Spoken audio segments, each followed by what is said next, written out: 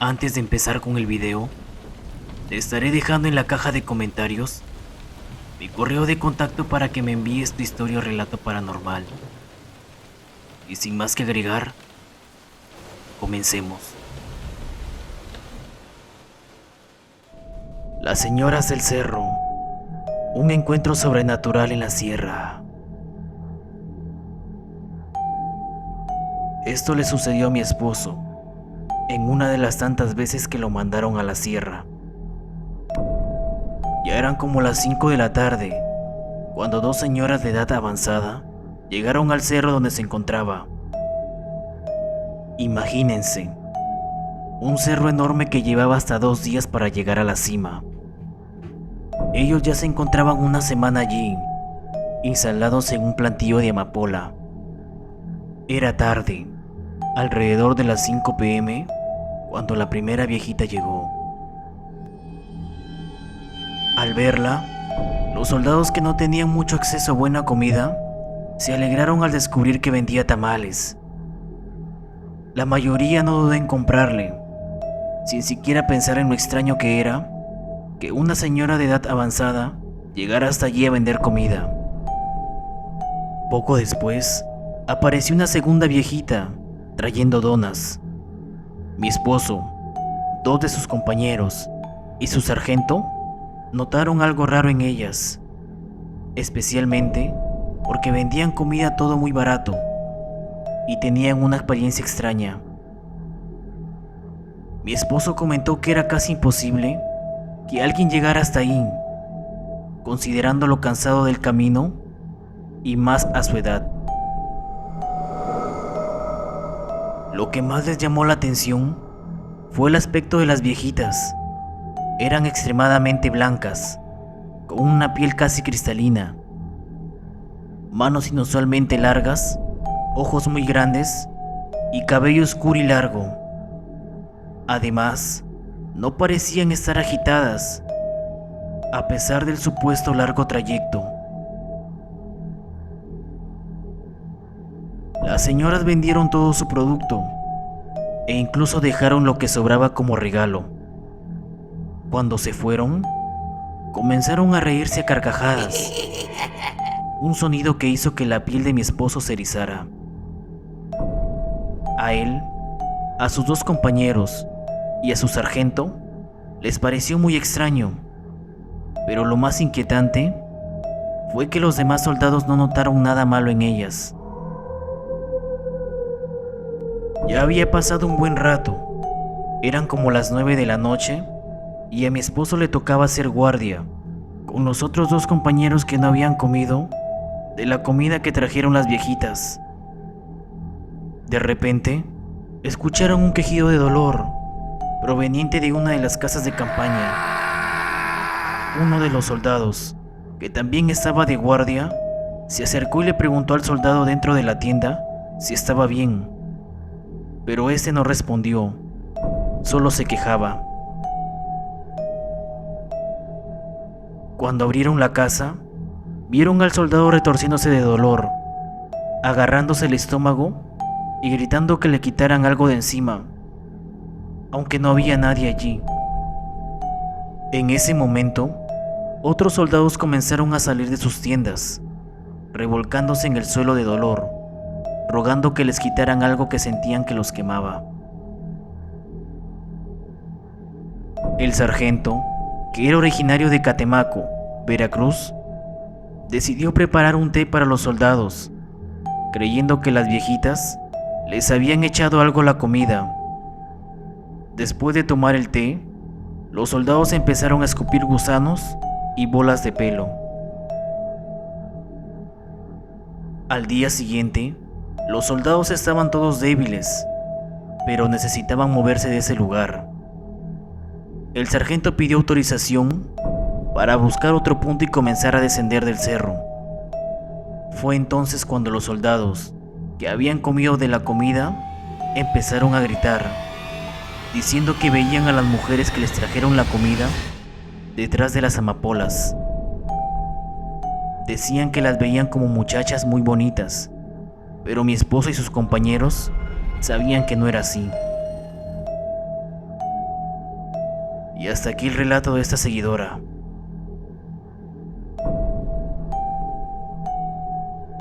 El Chucky del autobús y la maldición del más allá.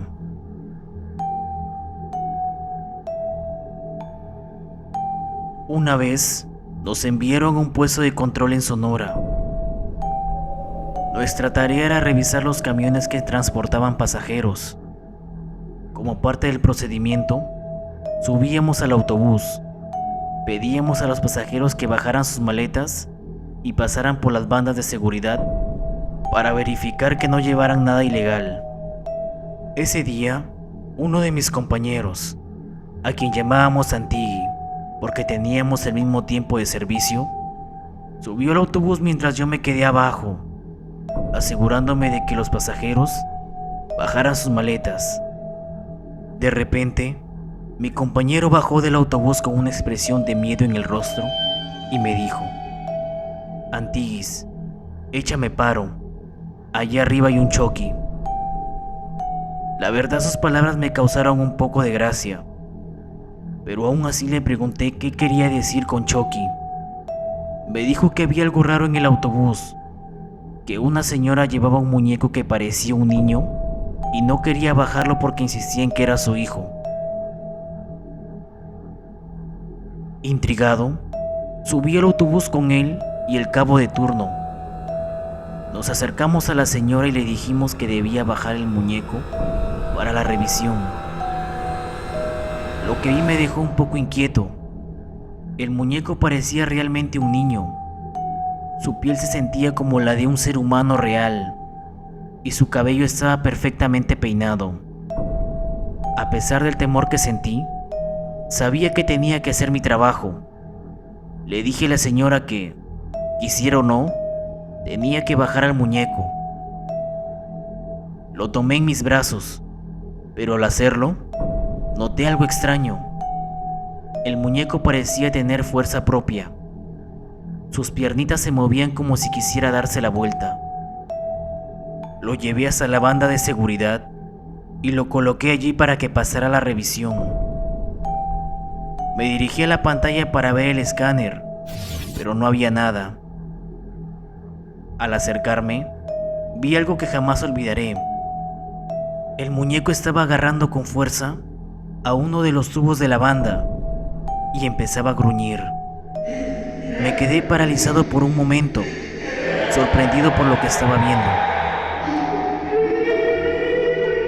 Llamé al cabo, quien con una regla de madera golpeó las manos del muñeco hasta que finalmente se soltó. Al otro lado de la banda, la señora esperaba y, cuando el muñeco pasó, corrió hacia ella, quien la abrazó mientras le decía hijo. La señora, visiblemente molesta, nos advirtió de lo que habíamos hecho lo íbamos a pagar muy caro. Traté de mantener la calma y le respondí que solo cumplía con mi trabajo. Ella entonces me preguntó si no tenía miedo. Le dije que sí, pero que yo tenía una familia que mantener. Me miró con una expresión extraña y me dijo que yo parecía ser fuerte y que podría soportar lo que se avecinaba, pero que mis compañeros no tendrían la misma suerte. Apenas se había ido el autobús cuando, en el otro carril, llegó una carroza fúnebre con un difunto. Nadie quería revisarla porque les daba miedo, así que me llamaron a mí y al cabo. De repente, uno de los soldados empezó a gritar de miedo, asegurando que la señora nos había maldecido. Subimos a la carroza y revisamos el cuerpo, que era de un hombre que ya había sido preparado para su entierro. Solo su hijo lo acompañaba. Antes de irse, el hijo nos miró y nos dijo: «Con el diablo nadie se mete. Él no los dejará en paz». Y hasta aquí la historia. El encantamiento del Amazonas, el soldado y la bruja. Mi padre y yo somos de Colombia. Él es militar y una vez me contó que estaban en un pueblo rodeado por el Amazonas. Él ya era sargento y tenía a cargo a varios soldados. Uno de ellos le decía que una mujer se subía encima mientras dormía. Aunque el soldado gritaba y pedía ayuda, a pesar de estar en la misma habitación, nadie podía escucharlo. Entonces, él fue donde un brujo, o como suelen llamarlos, quien le dio un collar y un cinturón para que durmiera con ellos. Esto funcionó durante unos días. El soldado no volvió a tener problemas mientras los llevaba puestos. Sin embargo, un día, durante una caminata de reconocimiento, el soldado perdió el cinturón y el collar que llevaba en su bolso, ya que durante el día se los quitaba por comodidad. Esa noche, el soldado se despertó aferrado a un tubo de la litera, llorando e intentando gritar, pero no se podía escuchar nada. Sus piernas estaban como volando. Uno de los soldados lo vio. Gritó y entre todos lo agarraron. Se podía ver claramente cuando el soldado movía la boca, pero no se escuchaba su voz. Otros 2 soldados fueron a buscar al brujo. Cuando llegó, hizo un ritual y finalmente el soldado volvió al piso y pudo hablar. Entre lágrimas, les agradeció a todos por haberlo salvado. El brujo le dijo que una bruja quería llevárselo. Ella vivía en el bosque y, al ver que se había quitado el collar y el cinturón, intentó llevárselo porque se había enamorado de él. El soldado pidió un traslado y al poco tiempo se fue de allí. Y hasta aquí la historia.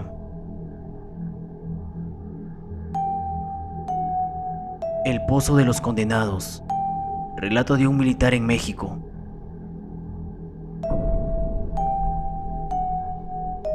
Mi nombre es Alejandro y he servido en el ejército mexicano durante más de 10 años. He visto cosas que desafían la lógica, pero nada me preparó para lo que vi en las montañas de Oaxaca. Esta historia no solo es un relato de terror, es mi confesión, porque lo que sucedió esa noche cambió mi vida para siempre. Nos habían asignado una misión aparentemente sencilla: escoltar a un grupo de arqueólogos que investigaban unas ruinas antiguas en la sierra. El equipo estaba liderado por la doctora Camila, una mujer seria y con una ambición palpable de los secretos enterrados en la tierra mexicana. La acompañaban su asistente, Rodrigo, y un par de jóvenes estudiantes de arqueología. Yo estaba al mando de un pequeño destacamento: el sargento Pérez, el cabo Hernández y los soldados López y Sánchez. El primer día fue tranquilo.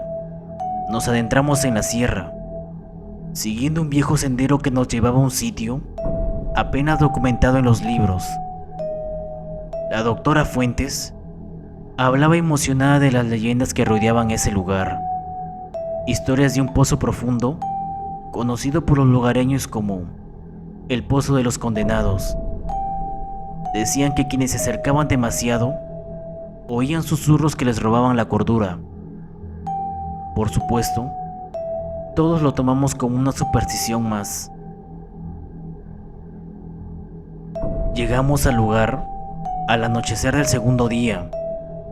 El pozo estaba en el centro de un claro rodeado de árboles centenarios, con una apertura estrecha y con una oscuridad que parecía devorar la luz. La doctora Fuentes estaba extasiada.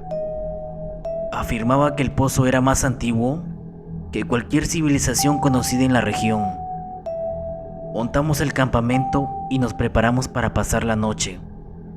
Mientras el equipo de arqueólogos tomaban muestras y examinaban el lugar, nosotros montábamos guardia, Todo estaba en calma, o al menos eso parecía.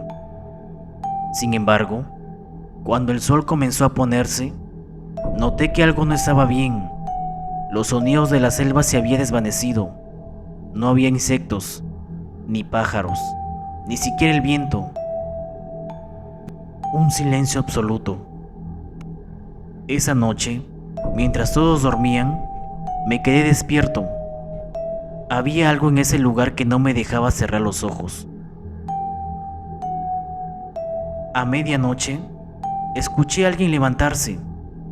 Era Rodrigo, el asistente de la doctora Fuentes. Lo vi caminar en trance hacia el pozo. Traté de detenerlo, pero cuando llegué, ya estaba inclinado sobre la abertura, murmurando algo que no podía entender. Le puse una mano en el hombro y lo llamé por su nombre, pero este no reaccionó. Su mirada estaba perturbada en la oscuridad del pozo. Entonces, de la nada comenzó a reír, una risa baja y perturbadora. Me aparté asustado y en ese momento, Rodrigo se arrojó al pozo, con un grito que todavía me persigue en las noches. Corrí de vuelta al campamento, despertando a todos. La doctora Fuentes estaba devastada, pero en lugar de pedir que lo sacáramos, insistió que debíamos continuar con la investigación al amanecer. Esa noche no pude dormir. Los susurros comenzaron poco después de que regresé. Al principio eran suaves, apenas audibles, pero pronto se hicieron más claros. Palabras en un idioma que no conocía, pero que de alguna manera entendía. Hablaban de muerte, de oscuridad, de seres que habían sido enterrados, pero que nunca descansaron. El amanecer llegó, y con él, el terror de la noche anterior parecía un mal sueño. Sin embargo, la doctora Fuentes estaba más que decidida. Aseguró una cuerda y se preparó para descender al pozo, convencida de que algo importante la esperaba abajo. Yo intenté disuadirla, pero su obsesión era más grande que la razón. La vi descender lentamente, mientras los otros dos estudiantes y mis hombres observaban en silencio. La cuerda se deslizaba, metro tras metro, hasta que de repente, un tirón brusco nos detuvo.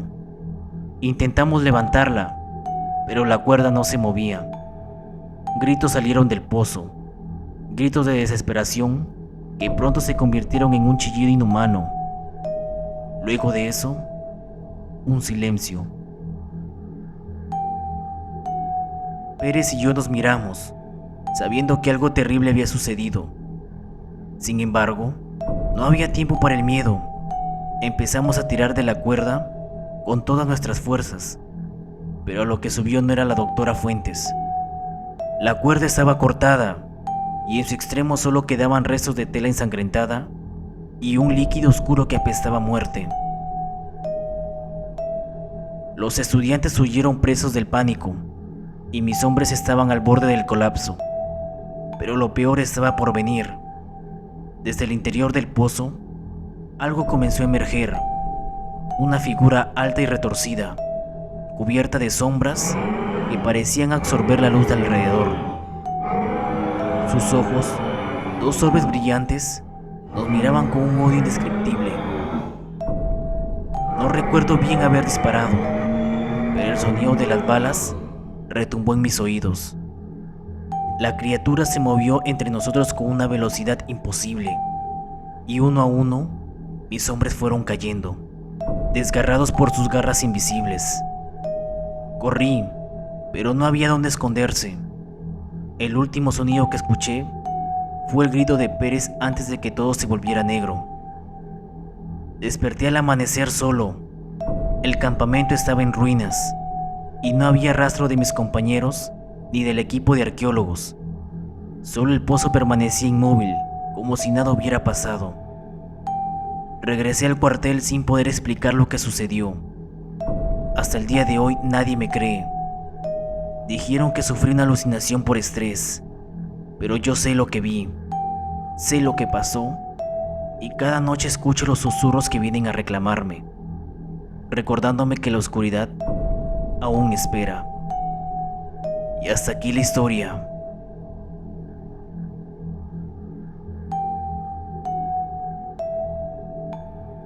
Gracias por acompañarme en este viaje al lado oscuro.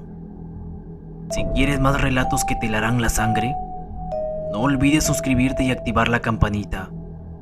Nos vemos en la próxima pesadilla.